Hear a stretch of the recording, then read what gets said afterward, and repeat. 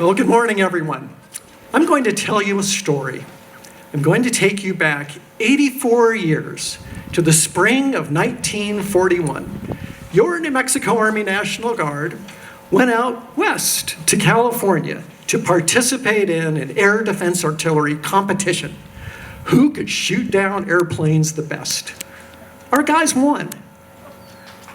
Absolutely. Their reward was a deployment to the Philippines. Imagine, though, you're 18 years old, 20, in 1941, the first trip of your life might have been to California. And now you were going halfway around the world. Sandy beaches, pretty girls, exotic food, not a bad gig. So off they went. And there they joined up with other members of the U.S. Armed Forces with the one mission, train the Philippine military for a possible war against Japan that nobody ever really thought would happen. Then came December 7th in Pearl Harbor. On that exact day, the Philippines were invaded by the Japanese. With our Navy on its heels at Pearl, the Japanese quickly encircled the Philippines. There was no chance for reinforcement or resupply. General Wainwright was left in charge with the simple orders: hold them off as long as you can. The Japanese thought they would take the Philippines in a week, maybe two. It took them 4 months. Finally, in April of 1942, General Wainwright called the leadership into his office. And he said, "Men, you all weigh 110 pounds. You are armed now with machetes and broomsticks because we're out of ammunition. And the full weight of the Japanese army is coming through the jungle. Infantry, armor, artillery. They're coming in for the kill. I'm going to surrender." The men said, "Sir, don't do it. This is our Alamo. We will fight to the last man." He said, "I won't waste your lives." And he ran up the white flag. Now, serious military historians look back and say the war in the Pacific was won there.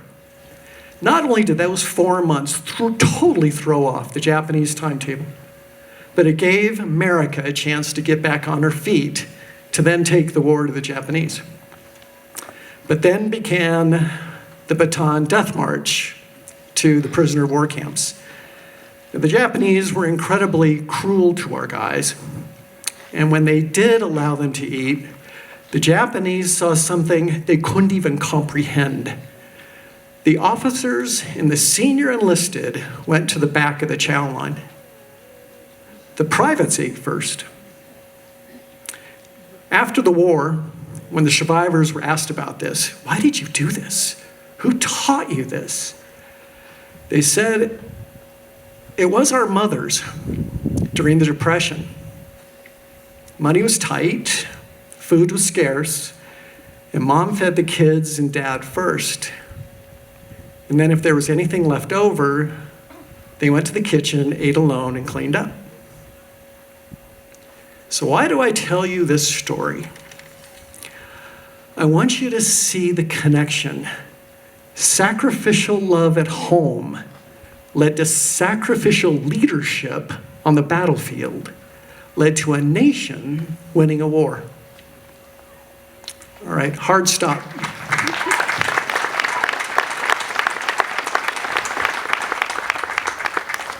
Let's spring forward to today.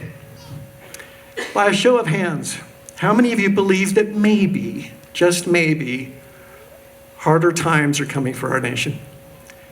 And that the attributes of sacrificial love and sacrificial leadership will be needed to get us through? I agree. And by the way, no one in their right mind wants trial or hardship. But if it comes, I'd like you to view it through a different lens. Our souls were chosen for this time. It's an honor, really. Let's acquit ourselves well. All right, hard stop again. Let's now bring, come on. Let's now circle back to today and answer the question, how do we best honor our heroes on Memorial Day? Well, the obvious answer to me is simple. Commit to live lives of sacrificial love and sacrificial leadership. But in a hyper-individualized and look-at-me culture, what does this look like? Well, for those of you on active duty, I would ask you to embrace the basics. Work hard, stay in shape, go to the back of the line. Put the mission and your troops ahead of your ambitions. And as you rise in rank, those over whom you have authority do not work for you. You work for them. Now, for our veterans, I know for some of you, your sight is dimming, your bones ache, old wounds stab you, the worst possible moment.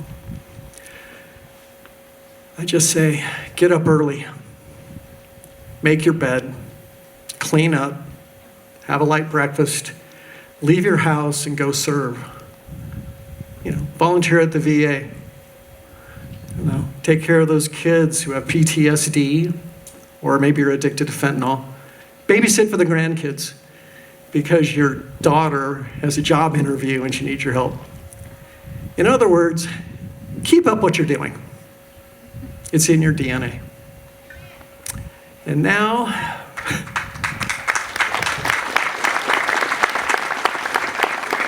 for our civilians, there's so many ways to serve. But there are no national holidays for you, no medals, no parades, no ceremonies. And those nice people at Home Depot and Lowe's never say to you, thank you for your service. But they should. Your selflessness holds your families together and holds this community together. And please know this, those of us who have worn or who are wearing the uniform, we see it, we know it, we know you share our values.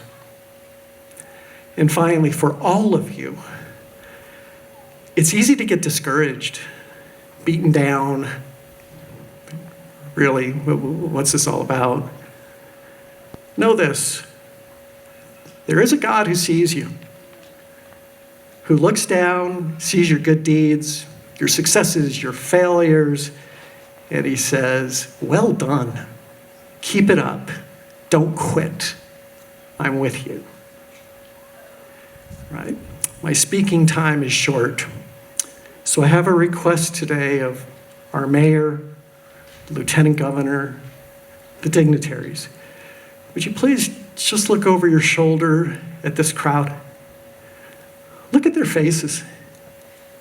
Look at their ages. They are the embodiment of Memorial Day because they are the bridge of sacrificial love and sacrificial leadership that arcs back 84 years to the spring of 1941, to a mother in a kitchen and a young, enthusiastic men heading west to California. May the Lord bless and keep all of you. Thank you.